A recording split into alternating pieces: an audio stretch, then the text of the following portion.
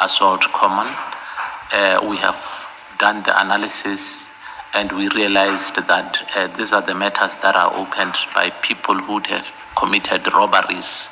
And when they are arrested and they are handcuffed, they open cases of assault because they were bruised on their hands during the arrest.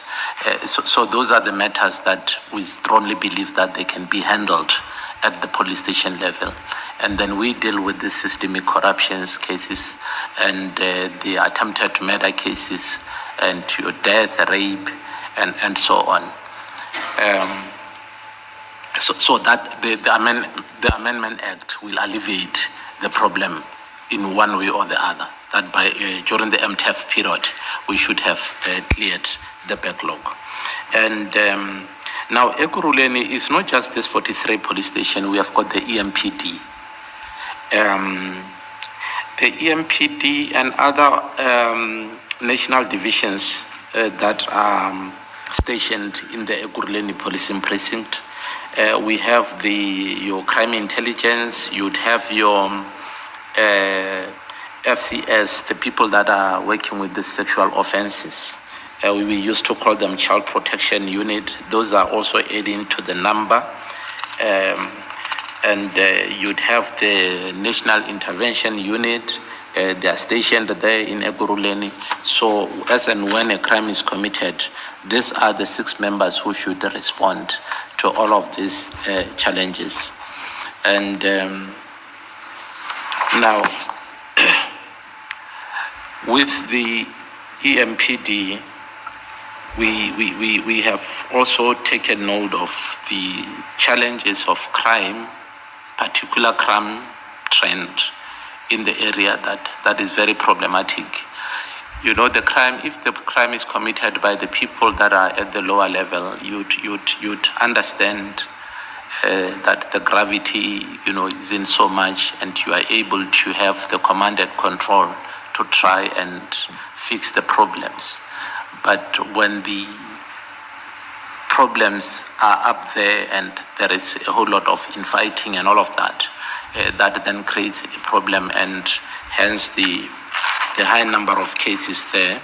And also what we have observed in that municipality is that there are other trends that we have identified through some intelligence, that the truck hijacking that have been staged is a problem. We have the issue of drugs, the proliferation of drugs there. Drug peddling. It's something that it's a challenge in such a way that it's a business. The police are involved. The EMPD is involved in those kind of things. They operate in such a way that they are in silos. This silo is responsible for making sure that where drugs are concerned, it's our terrain.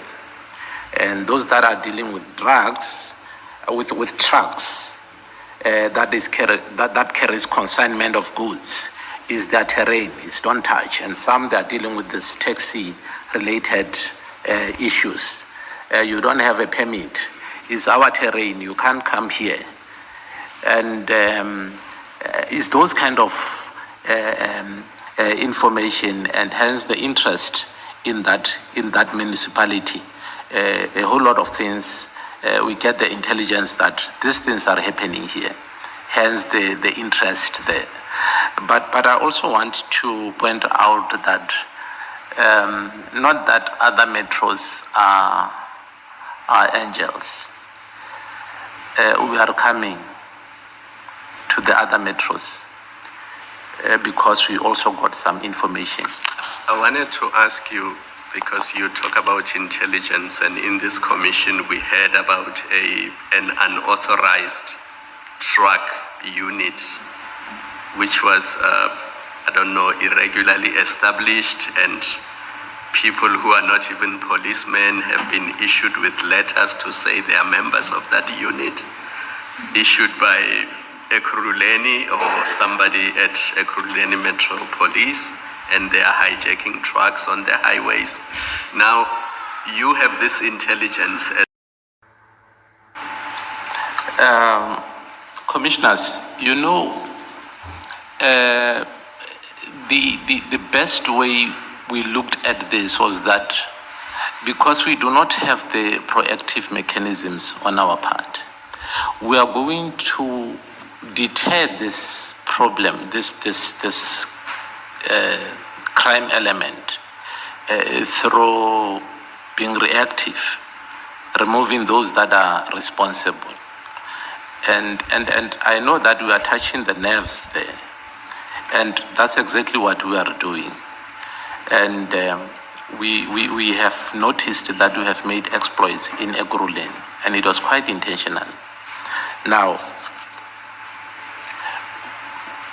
it's difficult.